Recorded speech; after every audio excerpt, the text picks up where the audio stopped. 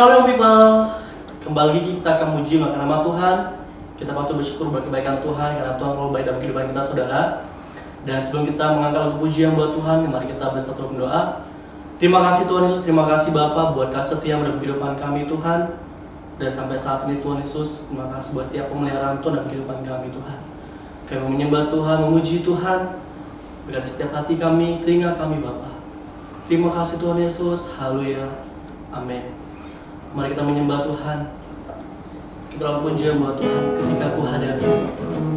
Oh haleluya Yesus.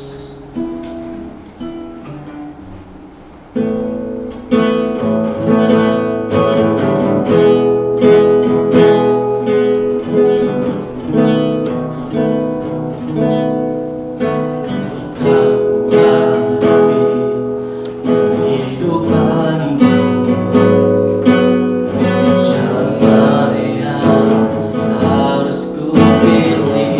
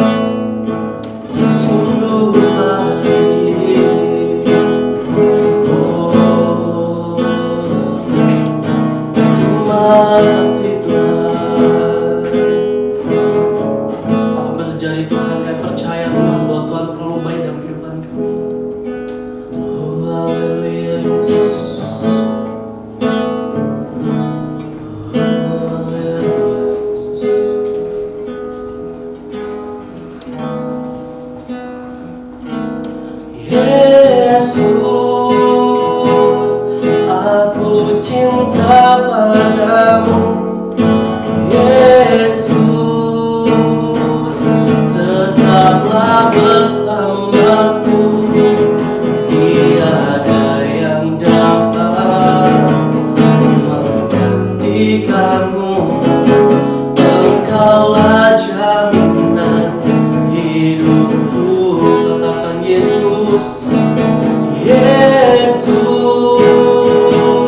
aku cinta padamu, Yesus, tetaplah bersamaku. Tiada yang dapat menggantikanmu. Engkaulah jaminan hidupku. Katakan engkaulah jaminan. Engkaulah jaminan hidupku. Engkaulah jaminan. Engkaulah jaminan hidupku. Haleluya. Bahwa Tuhan adalah jaminan dalam kehidupan kita, saudara. Amin. Haleluya. Kita pujian buat Tuhan. Jangan lelah. Yes, kita tidak pernah lelah dalam aspek kehidupan kita. Kita bekerja dalam dengan Tuhan. Please.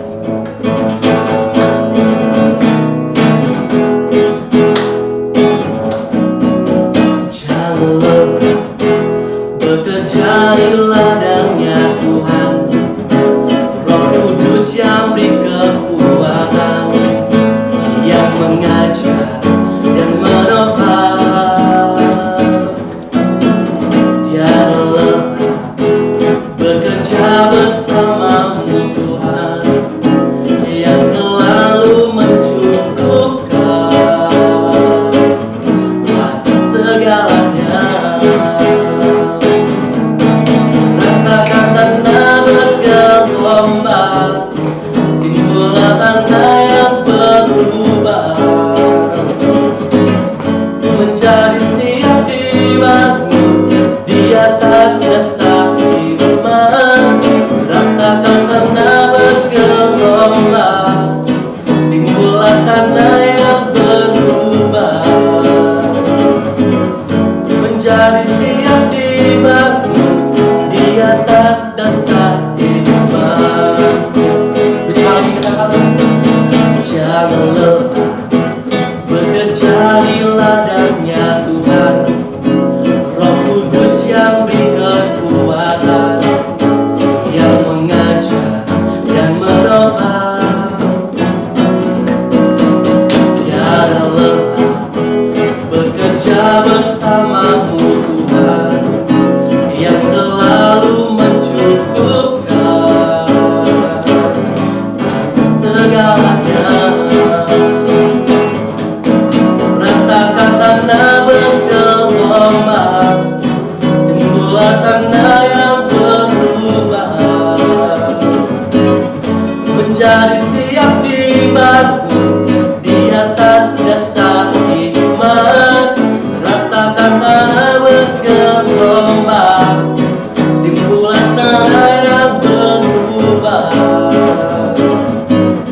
menjadi siap dibangun di atas dasar iman. Menjadi siap dibangun. Katakan menjadi siap dibangun. Menjadi siap dibangun di atas dasar iman. Haleluya. Tiba saatnya kita mendengar firman Tuhan. Mari siapkan hatimu, bersama pimpinan rohanimu. Haleluya Yesus. Kami tahu Tuhan bahwa waktu itu ada terbaik dalam kehidupan kami. Sekalipun waktu itu jahat, kami bilang Tuhan bahwa itu waktu yang baik dalam kehidupan kami. Kami percaya Tuhan bahwa Tuhan tidak pernah tinggalkan kami Tuhan, dalam masa-masa sulit sekalipun Tuhan. Karena kami tahu Tuhan bahwa musim akan berganti, waktu akan berputar Tuhan. Tapi Kau Allah yang tidak pernah meninggalkan kami Tuhan, bahwa semua ini pada waktunya Tuhan. Kami percaya Tuhan Yesus. Oh haleluya Yesus.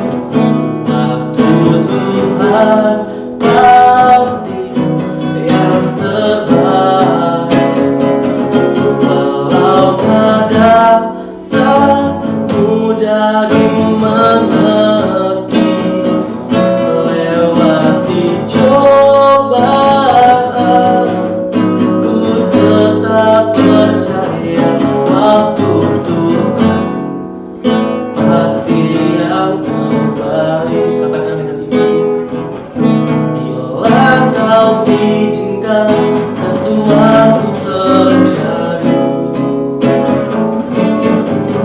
Ku percaya semua untuk kebaikanku.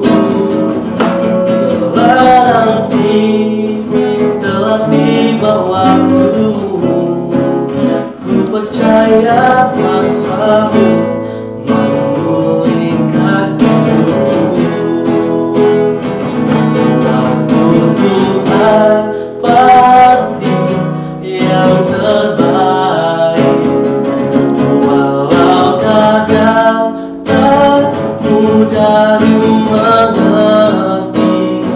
Lewati cobaan,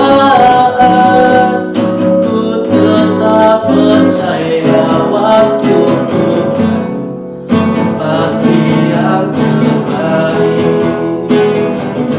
Waktu Tuhan pasti yang terbaik, walau kadang tak mudah dimengerti.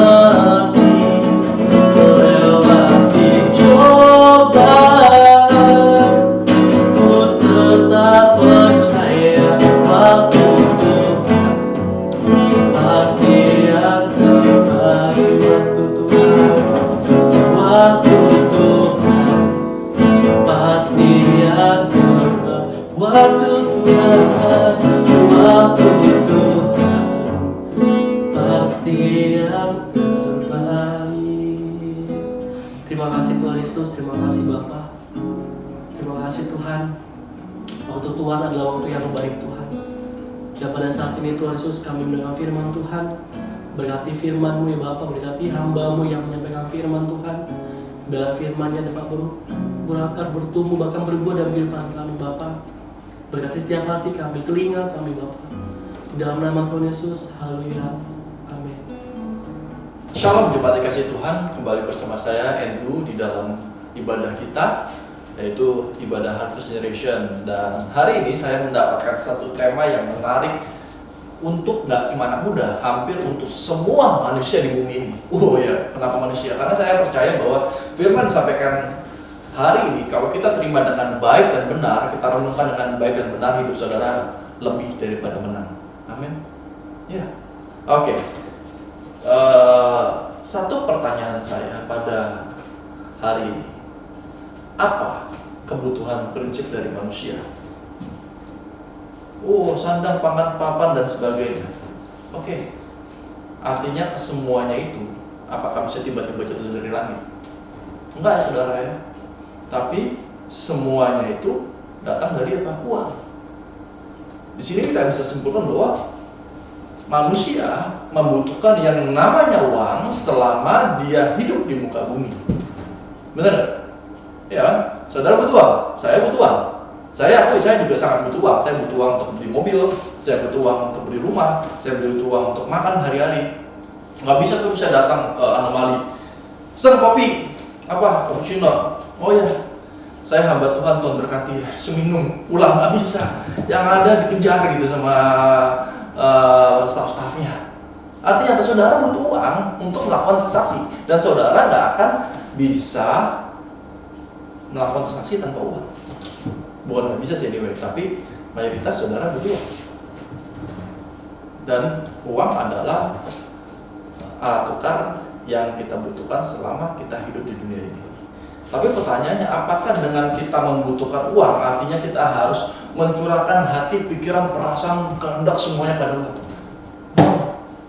Hari ini kita mau belajar menang atas uang. Yang percaya katakan, ya, amin.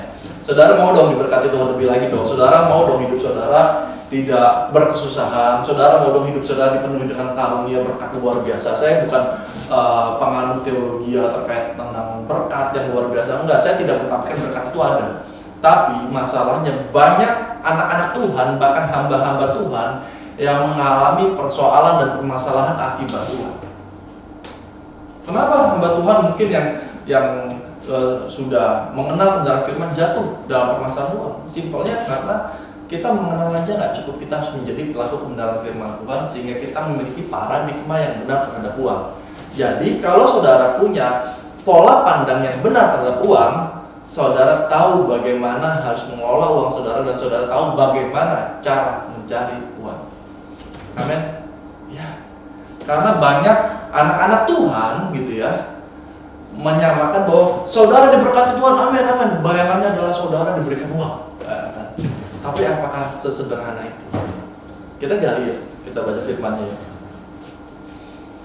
Firman Tuhan hari ini kita ambil dari Markus 10 ayat 21 sampai dengan 22.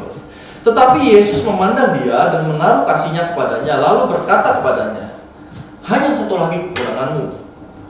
Pergilah, jualah apa yang kau miliki dan berikanlah itu kepada orang-orang miskin, maka engkau akan beroleh harta di surga. Kemudian datanglah kemari dan ikutlah aku. Mendengar perkataan itu, ia menjadi kecewa lalu pergi dengan sedih sebab banyak hartanya. Artinya di sini kita bisa pahami bahwa semakin banyak harta, semakin banyak kesedihan yang saudara dapat alami. Ya? Kalau nggak percaya, coba tiba-tiba tabungan saudara mungkin ya yang ratusan juta tiba-tiba hilang, sedih nggak? Saudara sendiri yang nilai itu ya. Atau justru saudara melihat isi tabungan saudara gitu ya, nggak ada isinya, 30.000 aja nggak ada, sedih juga nggak? Tapi di situ kita melihat bahwa kadang-kadang uang menjadi faktor penentu kebahagiaan manusia. Tapi apakah benar harus begitu? Ini yang kita mau pelajari, ini yang mau kita gali, dan ini yang harus kita coba mengerti dan pahami. Bahwa yes, saya butuh uang. Tapi firman Tuhan berkata dalam Matius 6:21, karena di mana hatimu berada di situ, karena di mana hartamu berada di situ juga hatimu berada. Wow. Jadi saudara menaruh hati saudara di tempat yang tidak kekal, sehingga ketika saudara mengalami sesuatu terkait dengan barang-barang akal itu, saudara seakan-akan kehilangan dunia. Hati-hati saudara. Di era sekarang ini banyak orang yang saya katakan cukup mengerikan ya, karena mereka mencintai uang melebihi mereka mencintai dirinya sendiri. Saya pernah baca satu pemberitaan, ada seorang pemuda gitu ya, dia menjual ginjalnya. Ingat loh, bukan nyumbangin tapi menjual ginjalnya. Untuk apa saudara? Supaya bisa punya iPhone. Saya pikir ya ampun, lu ginjal lu dibayar dengan iPhone ya. Punya iPhone 10 juga gak akan bisa nungguin ginjal kamu. Tapi lihat, beberapa orang rela menyusahkan dirinya karena kecintaannya terhadap uang. Makanya firman Tuhan di dalam Al-Fatihah 5 ayat 9 berkata demikian, siapa mencintai uang tidak akan puas dengan uang, dan siapa mencintai kekayaan tidak akan puas dengan penghasilan. Ini pun sia-sia. Artinya apa? Gak boleh dong gak cari uang, gak begitu saudara. Tapi pahami, saya punya teman yang mengencourage saya, dan saya banyak belajar dari salah satu teman saya yang merupakan konglomerat sukses di Indonesia. Dia bilang sama saya, "Dulu, ya kok," saya bilang gitu kan, gini dulu, aku punya satu kata-kata yang baik dan saya pegang sampai hari ini. Bilang apa kok? Dia selalu bilang sama saya, "Dulu, uang itu selalu ada. Uang itu nggak akan kemana-mana, dan selama you hidup di dunia, uang itu pasti ada. Cuma bagaimana you bergaul, bagaimana you berintegritas, itu yang menentukan uang itu datang sama kamu atau enggak."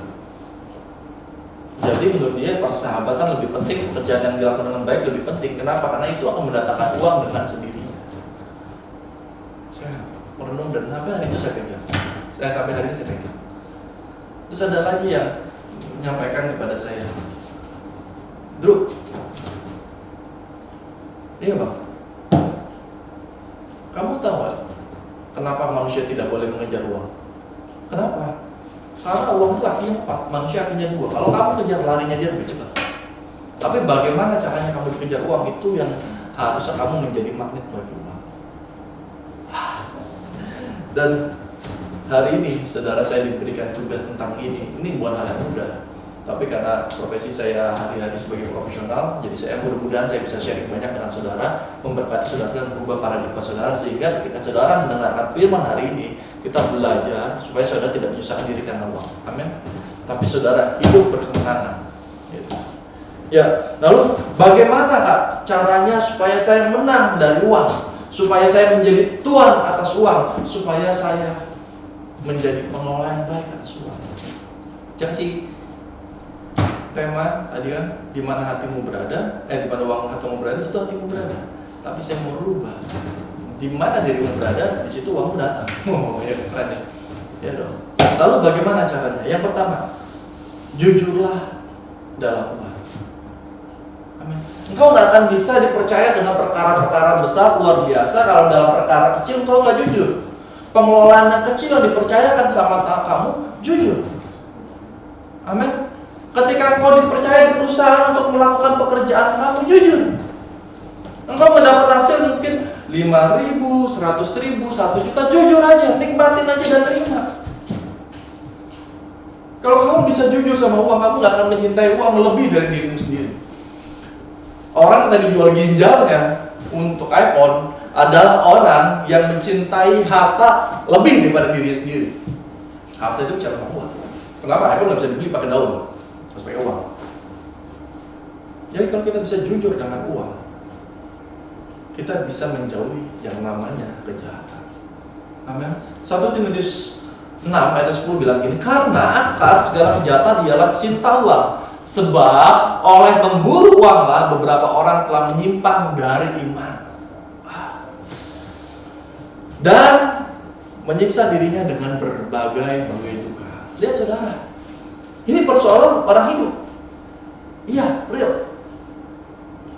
Nggak cuma masyarakat biasa, nggak cuma jemaat, tapi hamba-hamba Tuhan pun mengalami persoalan yang sama. Kalau kami hamba-hamba Tuhan bekerja untuk berburu uang, maka firman Tuhan katakan saya pasti akan menyimpang dari yang namanya iman. Dan yang kedua, saya pasti akan menyiksa diri saya dengan berbagai duka. Jadi bagaimana? Ya rubah keinginanmu dengan keinginan Kristus, kuasai hatimu dengan kuasa Kristus. Sehingga apa? Ada di titik nanti di mana saudara tidak lagi memiliki keinginan. Kenapa?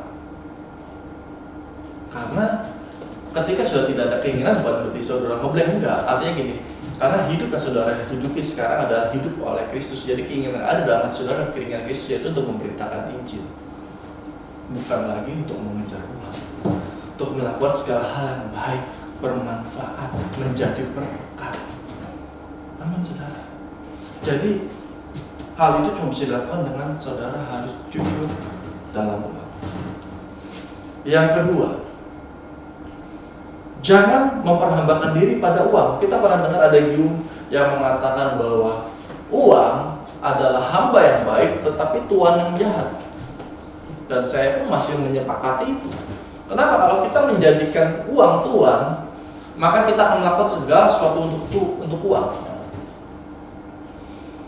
Saya baca di dalam salah satu pemberitaan online yang cukup mengejutkan saya, di mana dalam pemberitaan online tersebut kalau nggak salah ditemukan satu mayat di salah satu perkuburan kota besar. Dan setelah polisi melakukan penyidikan, ternyata ditemukan bahwa orang tersebut mati dibunuh oleh pembunuh bayaran.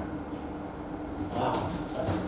Tapi yang lebih mengejutkan lagi, orang itu ternyata dibunuh atau ditusuk karena uang yang nilainya cuma 1 juta. Ngeri nggak? Kalau nggak salah ini 1 juta ya. Buat saya itu mengerikan. Harga nyawa ditukar dengan 1 juta. Lalu apa yang salah sih? Apa yang salah? Makanya dikatakan jangan kamu menjadi hamba uang, cukupkanlah dirimu dengan apa yang ada padamu, karena Allah telah berfirman, aku sekali-kali tidak akan membiarkan engkau dan aku sekali-kali tidak akan meninggalkan engkau. Persoalan saya banyak, kebutuhan saya banyak, bukan untuk diri saya ya. Saya pegang ada kantor, ada rumah tangga, dan buat saya banyak. Di dalam kesesakan saya cuma datang sama Tuhan. Tuhan, saya nggak mau memperhambakan diri uang dan saya melakukan apa dan uang, nggak, saya nggak mau. saya nggak mau melakukan korupsi dan sebagainya, saya nggak mau. Yang saya mau, Tuhan, saya datang kepadamu, saya pegang janji firman-Mu, dan Tuhan berkata bahwa dikatakan Engkau sekali-kali tidak akan meninggalkan aku. Engkau sekali-kali tidak akan membiarkan aku. Itu saya pegang janji firman. Makanya ketika kita mengerti, mengenal bahwa Allah yang kita sembah adalah Allah yang tidak pernah mengingkari janjinya, kita tidak akan pernah jatuh cinta berlebihan pada uang. Amin. Kenapa? Karena sumber dari segala sesuatu atau dosa adalah keinginan yang dibuahi. Dan keinginan itu cenderung datangnya dari apa? Benda-benda yang terlihat oleh matamu. Apa itu? Ya, you name it. Kamu yang tahu dan kamu paham. Oleh sebab itu, supaya kita bisa menang dari uang adalah jangan pernah memperhamba atau memperbudak dirimu dengan uang. Dan yang ketiga, pahami benar, seperti saya sampaikan di awal, bahwa uang itu pasti ada. Tapi hari ini tabungan saya tinggal 20.000. Pertanyaan saya, waktu uang 20.000 kamu udah buat apa? Nah, kamu malas-malasan, tiduran, letak-letakan, nggak mau bikin upaya. Ya, pas saya udah bikin usaha banyak. Banyaknya seberapa banyak? Saya udah bikin usaha untuk pinjam-pinjam, ya itu salah. Ngapain kamu pinjam-pinjam? Tuhan nggak pernah meninggalkan janji firman-Nya. Satu hal yang kamu pahami adalah kamu bekerja dengan baik, bekerja dengan setia, Tuhanmu tidak akan pernah meninggalkan engkau. Tapi lebih dari itu, saudara, ada satu hal yang saudara pahami dan sadari, bahwa carilah dahulu kerajaan Allah dan segala kebenarannya, maka semuanya akan ditambahkan padamu, termasuk uang. Pertanyaannya, kamu udah cari belum? Oh, saya baca Alkitab setiap hari gitu ya, berdoa, enggak itu. Ya kan, kalau katanya, siapa katanya anak zaman sekarang, Lorenzo. Kalau kata anak saya, kata anak-anak zaman saya sih nggak begitu Bambang. Yang namanya Bambang yang singgung, yang maaf ya. Gini saudara, cari kerajaan Allah dan segala kebenarannya itu bicara tentang melakukan firman Tuhan dengan setia, bahkan di dalam kehidupan profesional kamu, yang menunjukkan bahwa hidup kamu untuk dan bagi kemuliaan Allah. Makanya kan, kalau engkau berbuat, kalau engkau bekerja, lakukanlah segala sesuatunya seperti untuk Tuhan. Bagaimana seperti untuk Tuhan yang saudara terapkan dalam hidup saudara? Nah, pertanyaannya, untuk Tuhan aja nggak bagus, gimana untuk manusia? Ya, standar untuk Tuhan, ya saya melakukan segala sesuatu untuk Tuhan dong. Kamu untuk Tuhannya gimana ya? Doa aja malas, terus kamu ekspektasi untuk kerja biasa lebih rajin lagi. Nggak bisa. Nggak bisa, saudara. Uang memang selalu ada, yes. Tapi bagaimana cara saudara jadi magnet bagi uang itu menentukan. Ketika saudara rajin, Amsal bilang, belajar seperti semut, nggak ada yang memerintah, dia mengumpulkan makanan pada musim dingin. Lah bagaimana dengan saudara hari ini? Mumpung masih di awal tahun, saudara, apa yang Tuhan percayakan dalam kehidupan saudara hari ini? Saya nggak tahu saudara bekerja di mana, saya nggak tahu saudara bekerja sebagai apa, saya nggak pernah tahu saudara melakukan apa dalam kehidupan saudara. Tapi pesan saya pada hari ini adalah yang pertama tadi, pahami benar bahwa engkau harus jujur dengan uang yang Tuhan percayakan, dengan apapun yang Tuhan percayakan dalam kehidupanmu. Yang kedua, jangan pernah mau diperhamba Tuhan. Dan yang terakhir, percaya dan pahami benar bahwa uang selalu ada. Ya, jadi saudara nggak perlu mencari, yang penting saudara bekerja benar, bekerja baik, bekerja cerdas, maka berkat saudara tidak akan salah. Tuhan Yesus memberkati. Baik, saya undang saudara untuk tundukkan kepala, pejamkan mata saudara, kita satu dalam doa. Bapa yang baik yang kami kenal dalam nama Tuhan kami Yesus Kristus, Bapa, biarlah setiap firman yang pada hari ini kami dengar boleh tertanam, bertumbuh dan berbuah lebat dalam kehidupan kami. Hamba-Mu berdoa bagi anak-anak-Mu yang beribadah melalui media YouTube pada hari ini, Tuhan, kiranya damai sejahtera Allah turun mereka, berkat hikmat surgawi turun mereka, sehingga hidup mereka diperbarui dan diubahkan. Karena kami percaya dengan perubahan dari hidup itulah yang membawa kami ke dalam level berikutnya. Ampuni kami Tuhan segala dosa pelanggaran kami di hadapan Tuhan, dan layakkan kami senantiasa. Dan pada hari ini Tuhan, kami berdoa Bapa yang baik bagi gembala kami Pastor Paulus Supit. Engkau memberkati gereja kami, Engkau berkati jemaat kami, Engkau berkati penata layan kami di dalam nama Tuhan Yesus. Engkau yang memberikan beliau hikmat dan akal budi dalam segala sesuatunya. Terima kasih Bapak yang baik. Kami serahkan juga jemaat kami ke dalam tangan-Mu, baik kami yang mendengarkan secara streaming maupun kami yang ada di tempat ini. Kau yang memberkati. Kami percaya Tuhan, oleh kuasa darah-Mu dan bilur-bilur-Mu itu yang memerdekakan kami, sehingga setiap pikiran dan perasaan kami biarlah itu menjadi pikiran perasaan kehendak Kristus. Terima kasih Bapak yang baik, dan kami menyerahkan hidup kami ke dalam tangan Tuhan. Sebelum kami akhiri ibadah kami di hadapan-Mu, kami angkat kedua tangan kami di hadapan Tuhan. Kami minta berkat yang datang daripada Allah Bapa, kasih karunia daripada Tuhan kita Yesus Kristus, persekutuan dengan Roh-Nya yang kudus itu yang menyertai, membimbing, menuntun kami dari hari ini sampai Tuhan datang kali yang kedua. Kita yang percaya katakan amin. Tuhan Yesus